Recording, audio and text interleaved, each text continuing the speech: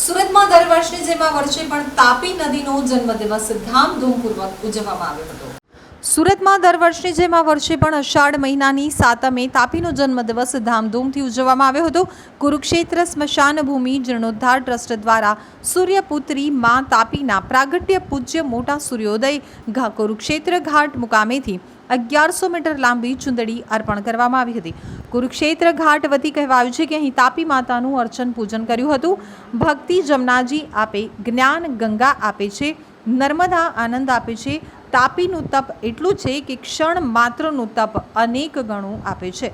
તાપી આપણને સ્વચ્છ કરે છે, ત્યારે આપણે પણ તેમાં કચરો ન નાખી અને તાપીને સ્વચ્છ રાખીશું, જેથી આપણું કર્તવ્ય છે કે આપણે તેની જાળવણી કરીએ। કમલેશ સેલરે જણાવ્યું કે આજે તાપી માતાના પ્રાગટ્ય દિવસે સ્મરણ માત્રથી દુઃખ અને પાપનો નાશ કરનારી લોકમાતાની પૂજા અર્ચના કરી અને 1100 મીટરની ચુંદડી અર્પણ કરવામાં આવી હતી, જેમાં અલગ અલગ મંડળો દ્વારા આ કાર્ય કરવામાં આવ્યું હતું। હોળીમાં બેસી અને પૂજા અર્ચના સહિતના તહેવારની ઉજવણી કરવામાં આવી હતી। પૂરતી હોળીઓ લગાવાઈ હતી તો ગાયત્રી પરિવારથી લઈ અને પટેલ પરિવાર તેમજ ભૂદેવો સહિતના સમાજના લોકો જોડાયા હતા। બાપુ ગુરુ શ્રી હરિબોલ સ્વામી રામમઢી આશ્રમ મૂળદાસ બાપુની નિશ્રામાં અમારી જ પાડોશી સંસ્થા જેવી રીતે અમારો રામમઢીનો ઓવારો છે અને ત્યાં રોજ તાપી માતાની આરતી થાય છે, એવી જ રીતે કુરુક્ષેત્ર મહાદેવના શરણની અંદર અહીંયા કુરુક્ષેત્ર ઘાટ ઉપર આજે તાપી માતાના જન્મ જયંતિ નિમિત્તે બધા ભક્તજનો એકત્રિત થયા હતા અને મા તાપીનું અર્ચન પૂજન કર્યું હતું। તો એના માટે બધા એકત્રિત થયા હતા। ભક્તિ જોઈતી હોય તો મા જમનાજી આપે છે, યમુનામાં ભક્તિ જોઈતી હોય તો યમુનાજી આપે। જ્ઞાન દદાતી ગંગા, ગંગાના કિનારે જ્ઞાન મળે છે, નર્મદાના કિનારે આનંદ મળે છે। એવી રીતે મા તાપીનું તપ એવડું મોટું છે કે અહીંયા ક્ષણ માત્રની તપસ્યા પણ ફલીભૂત થાય છે, સવા ગણું ફળ આપે છે। એટલે હું શહેરીજનોને આ તાપી જયંતિના દિવસે બસ એટલી જ પ્રાર્થના કરીશ કે મા તાપી ને આપણે તો તાપી મૈયાને શું સ્વચ્છ કરીએ, રોજ આપણને સ્વચ્છ મા તાપી કરે છે, પરંતુ છતાં પણ આપણું કર્તવ્ય બને કે કોઈ પ્લાસ્ટિક, કોઈ કચરું તાપી મૈયાની અંદર નાખવું નહીં અને આપણે બને એટલી સ્વચ્છતા રાખવી અને તાપી સ્વચ્છતા અભિયાનની અંદર જોડાવ, મા તાપીની પૂજા અર્ચનાની અંદર જોડાવ। કેમ કે આપણે તાપી માતાને સાચવશું, આપણે તો શું સાચવીએ, રોજ આપણને સાચવે છે, છતાં પણ હું કહું કે આપણું કર્તવ્ય, આપણો જે રોજિંદી આપણી ક્રિયાઓમાં જે પણ આપણે અનવોન્ટેડ સ્પીસીસ જેવી રીતે આ સૃષ્ટિની અંદર છે, એવી રીતે આપણી જે પણ ખરાબ આદતો છે પ્લાસ્ટિકની કે બીજી કોઈ, તો એવી ગંદી વસ્તુઓ આપણે જલની અંદર પધરાવીએ નહીં અને મા તાપીને સ્વચ્છ રાખીએ। એ જ મારી આ તાપી જયંતિના દિવસે આપ સૌને અરજ છે, પ્રાર્થના છે અને આપ સૌને તાપી જયંતિની ખૂબ ખૂબ શુભેચ્છા, ખૂબ ખૂબ શુભકામના અસ્તુ।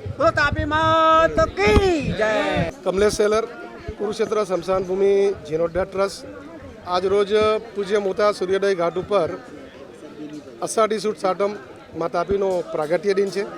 જે રીતે પૌરાણિક ગ્રંથોની માન્યતા છે એમાં આપણા ઋષિમુનિઓએ આપણે એક દિશા સૂચન કર્યું છે કે ગંગા સ્નાને, યમુના પાને, નર્મદા નીરે અને તાપી સ્મરણે, તાપી માતાનું સ્મરણ કરવાથી દુઃખોનો નાશ થાય છે।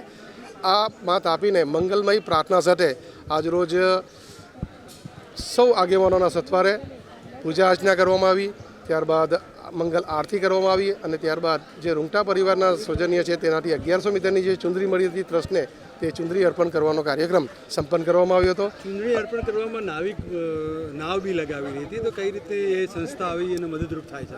એ રાંદેરના અમારા ખારવા સમાજના જુદા જુદા મંડળો છે, જુદા જુદા આગેવાન છે। ગણેશભાઈ સેલર એ પૂર્વ રમતગમત અધિકારી છે અને એની આગેવાનીના આ બધા મિત્રો છે।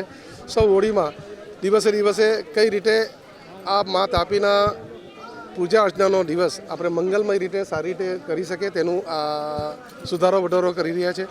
આપ જોયા હશે, ગઈ વખતે ચુંદડી અર્પણ કરતા હતા તો થોડી હોળીઓ ઓછી પડતી હતી સંખ્યાઓ, આ વખતે પૂરતી હોળીઓ લગાવવામાં આવી છે। ગાયત્રી પરિવારની બહેનો, અમારા કડવા પાટીદાર સમાજની બહેનો, એ લોકોએ દીપ શણગાર્યા હતા।